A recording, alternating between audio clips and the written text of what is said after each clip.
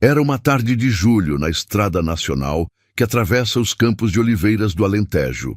E Miguel Ferreira voltava para casa depois de um turno exaustivo na oficina, quando viu o Ferrari vermelho parado no acostamento. O capô estava aberto, a fumaça saía do motor e junto ao carro havia uma mulher.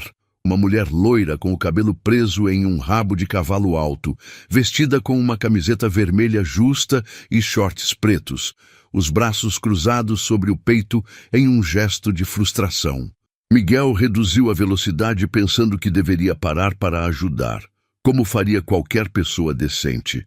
Mas quando ela se virou e seus olhares se cruzaram, o mundo parou.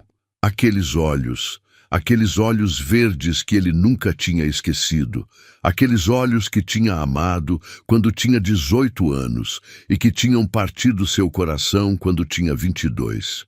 Era Clara Mendes, a garota que tinha prometido amá-lo para sempre e depois tinha desaparecido sem uma palavra, deixando-o com um anel de noivado no bolso e o coração despedaçado. E agora ela estava ali, 15 anos depois, com um Ferrari de 300 mil euros e um olhar que dizia que não o tinha reconhecido. Se você está preparado para esta história, escreva nos comentários de onde está assistindo este vídeo.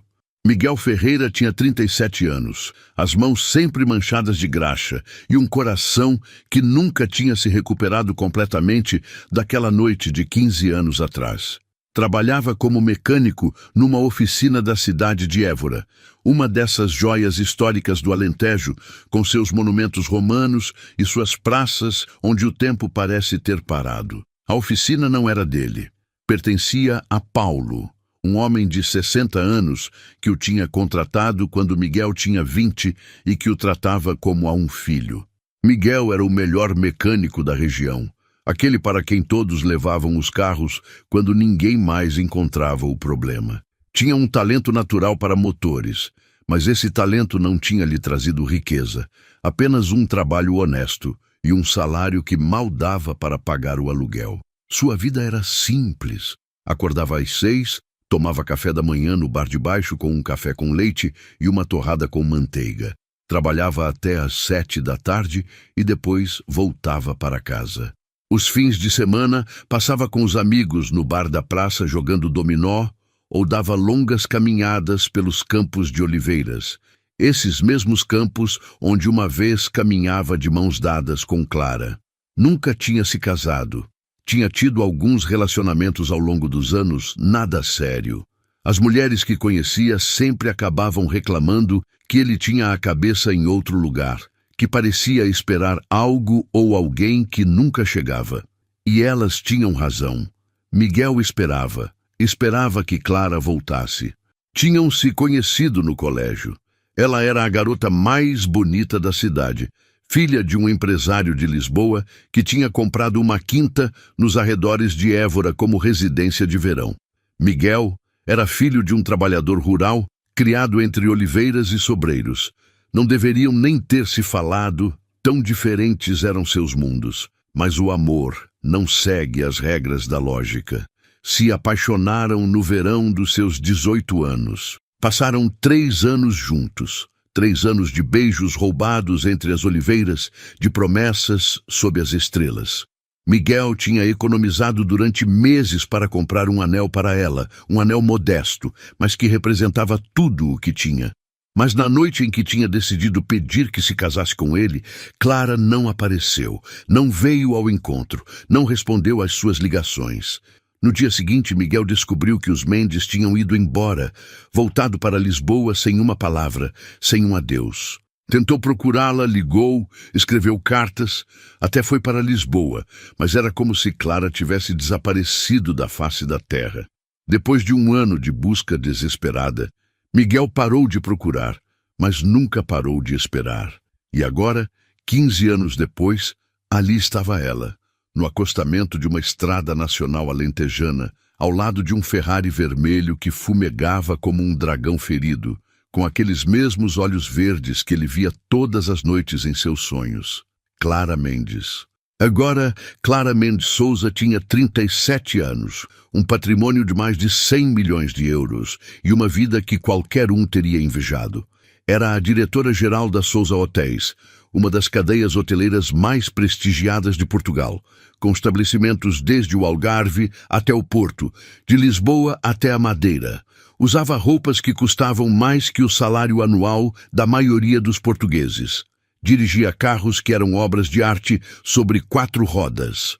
Morava num apartamento com vista para o Tejo, em Lisboa, que valia mais que um prédio inteiro. Mas Clara Mendes Souza não era feliz. Não era há muito, muito tempo.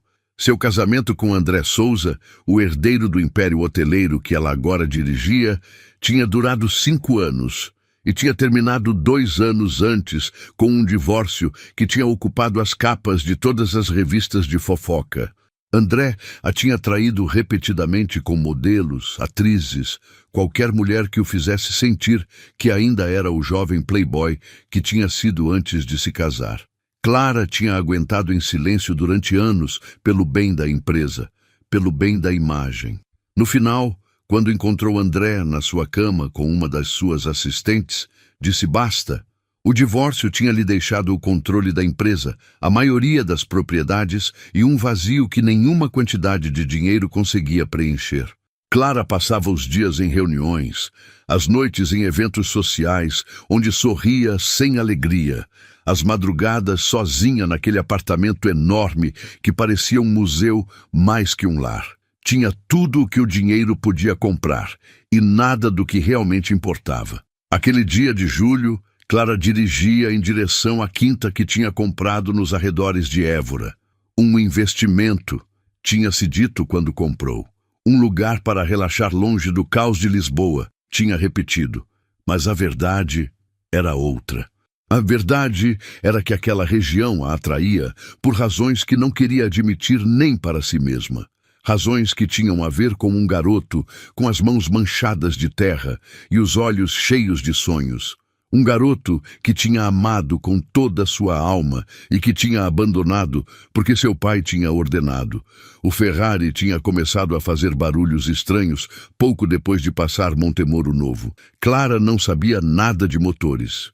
Para ela, os carros eram objetos de luxo para dirigir e exibir, não máquinas para entender.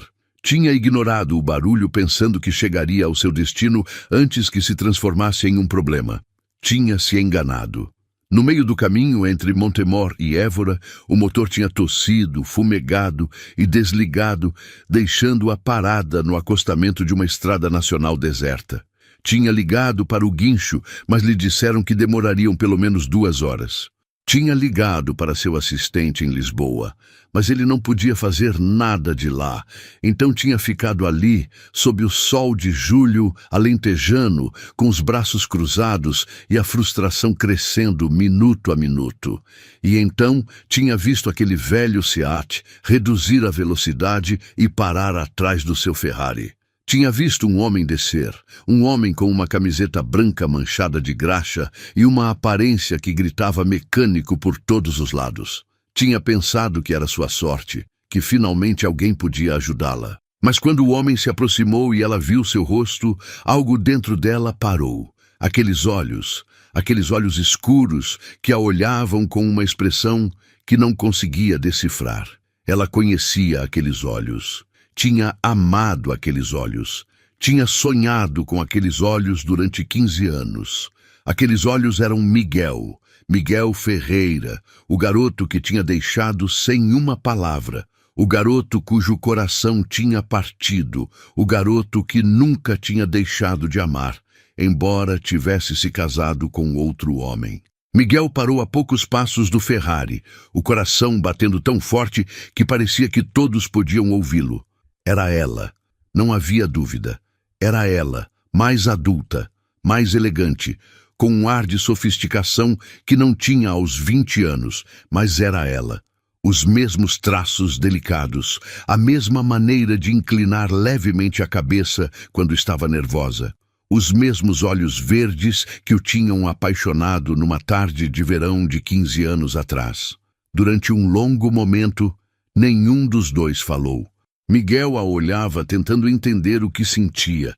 Havia raiva, essa raiva que tinha cultivado durante anos depois que ela desapareceu. Havia dor, essa dor surda que nunca o tinha abandonado completamente. Mas também havia algo mais, algo que não queria admitir. Ainda havia amor. Clara o reconheceu um instante depois e pelo seu rosto passou uma expressão que Miguel não soube interpretar. Surpresa, certamente, mas também algo mais. Pânico, vergonha, ou talvez alívio.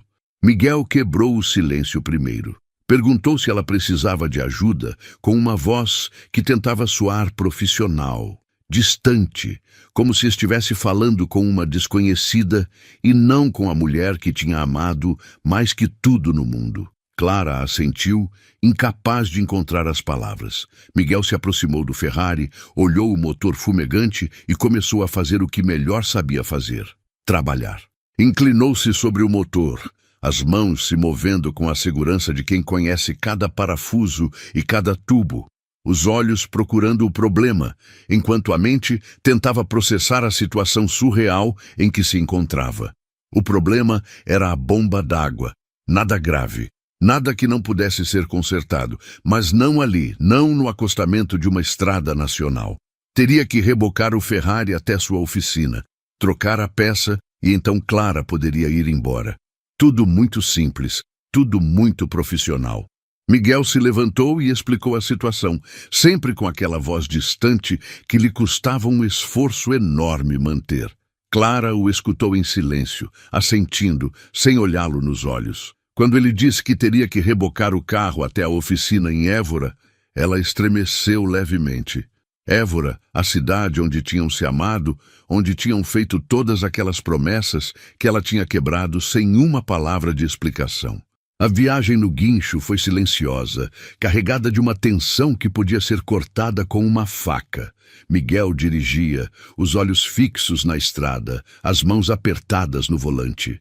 Clara ia sentada ao seu lado, olhando a paisagem que nunca tinha mudado, as colinas de oliveiras que tinha amado, os campos onde uma vez tinham se beijado. Foi Clara quem falou primeiro, quando já quase tinham chegado. Perguntou como ele estava com uma voz tão baixa que Miguel quase não ouviu. Ele respondeu que estava bem, que a vida era tranquila, que não havia muito o que contar. Não perguntou como ela estava, não queria saber, mas Clara continuou falando. Disse que tinha se casado e depois se divorciado. Disse que dirigia uma cadeia de hotéis. Disse que tinha comprado uma quinta na região e que vinha quando queria escapar de tudo. Miguel escutava sem comentar. Só quando chegaram à oficina e estacionou o guincho, ele finalmente se virou para ela, olhou-a nos olhos, aqueles olhos verdes que nunca tinha esquecido, e fez a pergunta que tinha guardado dentro de si durante 15 anos. Perguntou por que tinha desaparecido, por que não tinha dito nada, por que o tinha deixado ali com um anel no bolso e o coração despedaçado, sem nem ao menos a decência de uma despedida. Clara baixou o olhar, e Miguel viu algo que não esperava. Viu lágrimas, lágrimas de verdade, que caíam silenciosas pelas suas bochechas perfeitamente maquiadas. Ela disse que a tinham obrigado, que seu pai a tinha descoberto com ele uma noite e tinha dado um ultimato. Ou deixava Miguel e voltava para Lisboa, ou ele a deserdaria e arruinaria a família de Miguel, que já tinha dívidas com o banco pela propriedade. Não tinha dado opção, não tinha dado tempo, a tinha levado embora naquela mesma noite, tinha tirado o telefone dela, a tinha mantido controlada durante meses.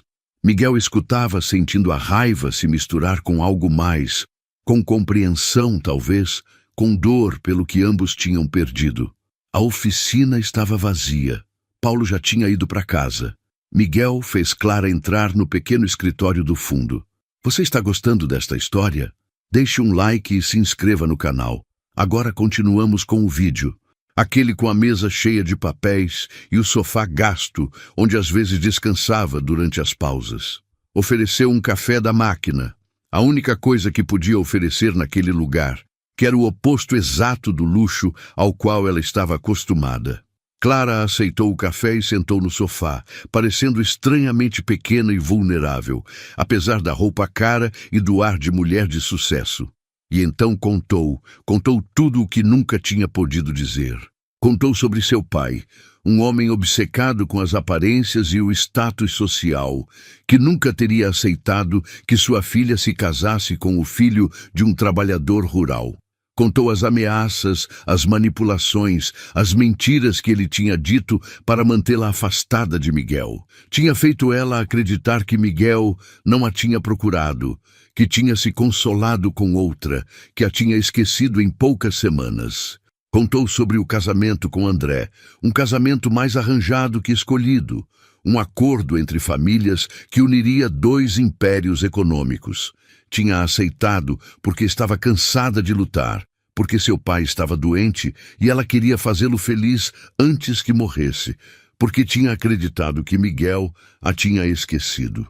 Contou todos os anos de infelicidade, as noites chorando em silêncio, ao lado de um homem que não amava, as infidelidades que tinha suportado porque não tinha coragem para admitir que tinha tomado a decisão errada. Contou o divórcio, a solidão, a sensação de ter desperdiçado sua vida perseguindo coisas que não importavam nada. E então, disse algo que Miguel não esperava. Disse que nunca tinha parado de amá-lo, que cada vez que dirigia pelas estradas do Alentejo, pensava nele, que tinha comprado aquela quinta perto de Évora, esperando no fundo do seu coração encontrá-lo de novo algum dia. Miguel permaneceu em silêncio durante um longo momento depois que ela terminou. Lá fora, o sol estava se pondo, tingindo o céu de laranja e rosa, as mesmas cores que iluminavam as tardes de verão de 15 anos atrás. Sentia muitas coisas ao mesmo tempo. Raiva pelos anos perdidos, tristeza pelo que poderiam ter tido e um amor que nunca tinha morrido apesar de tudo. Levantou-se e foi até a janela, olhando a cidade que tinha visto crescer, as ruas que conhecia de cor. Depois se virou para Clara e disse algo que o surpreendeu tanto quanto a surpreendeu. Disse que a perdoava. Não porque o que tinha acontecido fosse justo, não porque a dor tivesse desaparecido, mas porque guardar rancor era como beber veneno esperando que fizesse mal a outro. Disse que entendia, que sabia o que significava estar preso, que não a culpava pelas decisões que tinha tomado quando era jovem demais para lutar.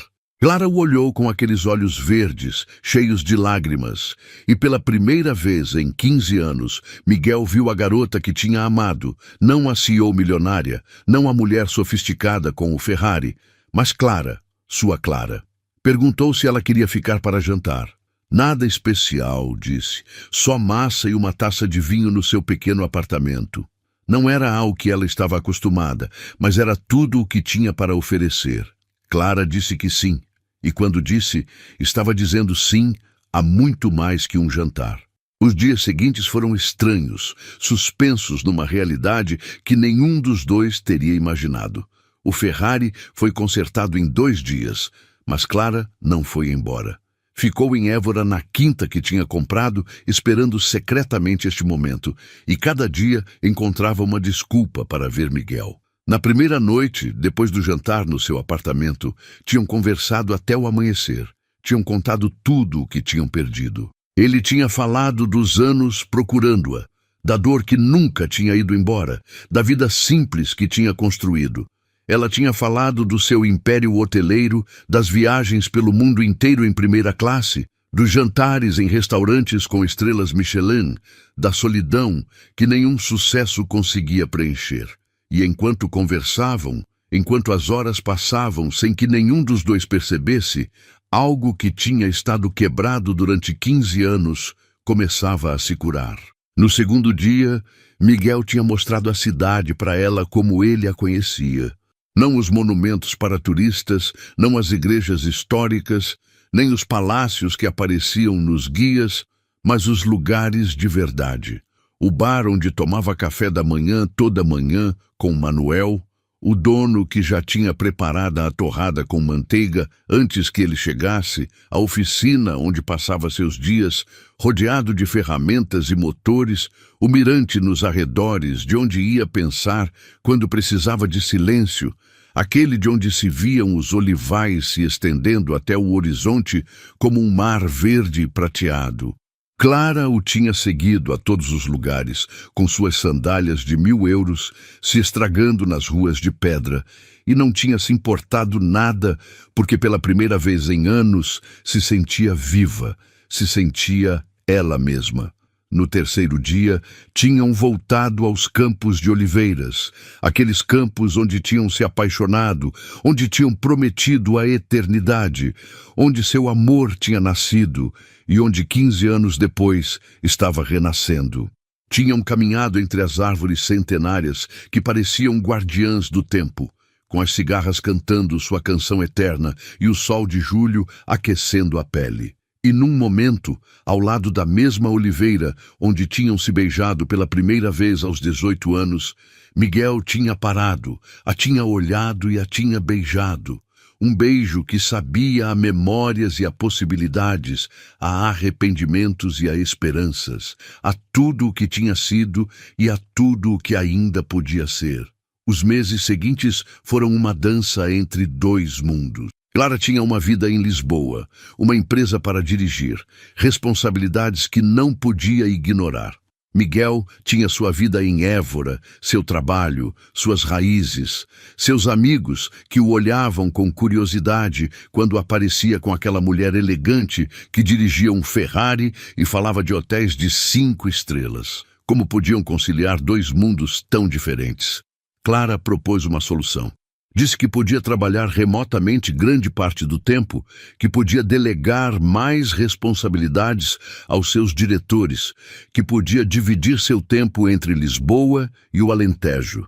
Não estava pedindo que ele escolhesse, estava pedindo que tentassem, estava pedindo uma oportunidade de demonstrar que desta vez seria diferente, que desta vez ninguém os separaria. Miguel duvidou, não por falta de amor, mas por medo. Medo de sofrer de novo, medo de não ser suficiente para ela, medo de que o mundo de onde ela vinha acabasse levando-a outra vez, como tinha feito seu pai 15 anos atrás.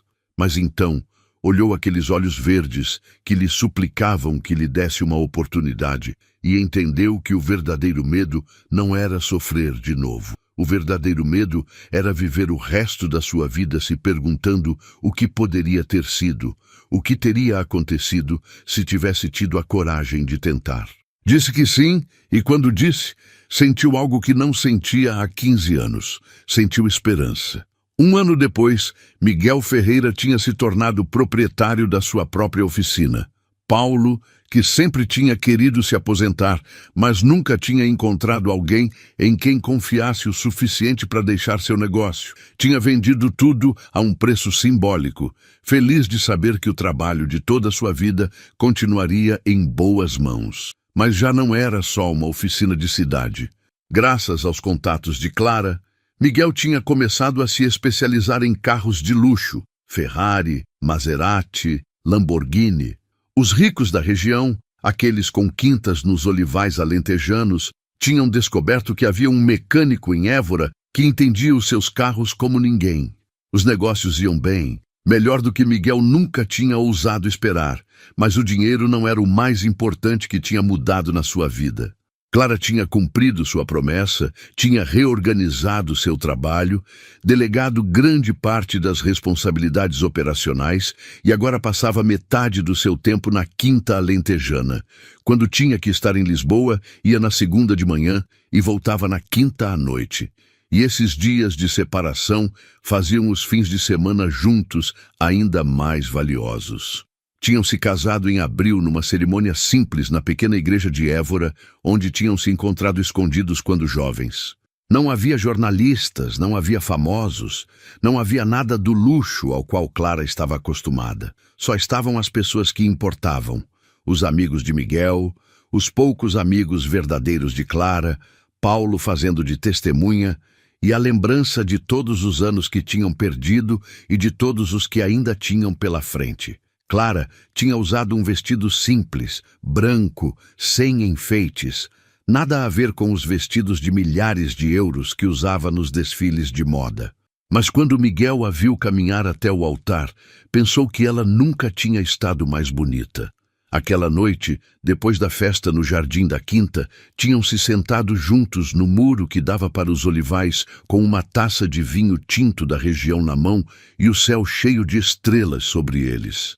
Clara tinha se apoiado no seu ombro e Miguel tinha pensado em como a vida era estranha. 15 anos antes, tinha estado ali, no mesmo lugar, com um anel no bolso e o coração cheio de esperança. Aquela noite, Clara não tinha vindo e ele tinha pensado que seu mundo tinha acabado. Não sabia então que o destino tinha outros planos. Não sabia que teria que esperar 15 anos, sofrer, crescer, se tornar o homem que era agora antes de poder ter o que sempre tinha desejado. Tirou algo do bolso, uma caixinha de veludo azul, velha, gasta. A mesma caixinha que tinha comprado 15 anos antes, a que continha o anel que nunca tinha podido dar. Abriu e mostrou para ela. Um anel modesto, nada a ver com os diamantes que Clara usava todos os dias, mas um anel que representava tudo. Disse que tinha guardado todos esses anos, que não sabia por quê. Talvez porque jogá-lo fora teria significado admitir que realmente tinha acabado. Talvez porque, no fundo, sempre tinha esperado um momento como este. Perguntou se ela queria aquele anel que deveria ter dado quando tinham 20 anos. Clara chorou. Chorou como não tinha chorado em anos. Lágrimas de alegria e de arrependimento, de amor e de alívio. Tirou o anel de diamantes que usava, aquele que tinha comprado depois do divórcio como símbolo da sua independência, e estendeu a mão para Miguel. Ele colocou o anel no dedo dela, aquele mesmo anel que tinha sonhado colocar 15 anos antes. Não era perfeito, era pequeno demais. Teria que ser alargado, mas Clara disse que não importava, que o usaria do mesmo jeito, que era o único anel que tinha desejado de verdade. Aquela noite, sob as estrelas alentejanas, Miguel Ferreira entendeu algo importante. Entendeu que o amor verdadeiro não morre. Não importa quanto tempo passe, não importa quanta distância se coloque no meio, não importa quantas barreiras se construam, o amor verdadeiro espera. Espera pacientemente que chegue o momento adequado, que as pessoas adequadas se reencontrem, que o destino siga seu curso. E às vezes, o destino usa um Ferrari quebrado numa estrada nacional para reunir dois corações que nunca deveriam ter se separado. Miguel olhou para Clara, a mulher que tinha amado quando jovem e que amava ainda mais agora que eram adultos, e sorriu. Não o sorriso triste que tinha carregado durante 15 anos, mas um sorriso de verdade, pleno, o de um homem que finalmente encontrou o que procurava. Porque no final não importa quanto dinheiro você tem no banco, nem que carro dirige. Não importa se você é um mecânico com as mãos manchadas de graxa ou uma CEO com um império para gerenciar. O que importa é encontrar alguém que olhe para você como Miguel olhava para Clara aquela noite, com todo o amor do mundo nos olhos. E eles tinham encontrado, tinham perdido e tinham voltado a encontrar. E desta vez não deixariam escapar nunca mais. Se esta história fez você acreditar que o amor verdadeiro pode esperar até 15 anos para se reencontrar, deixe um pequeno coração aqui embaixo para me fazer saber. E se você escolheu ficar até o final, significa que histórias como esta tocam algo verdadeiro também em você. Para quem deseja apoiar estes relatos, existe a possibilidade de deixar um muito obrigado de coração através da função aqui embaixo. Cada gesto conta, igual aquele gesto de parar numa estrada nacional, contou mais que qualquer Ferrari ou qualquer patrimônio milionário. Porque você escolheu ficar até a última palavra e isso te torna parte desta história.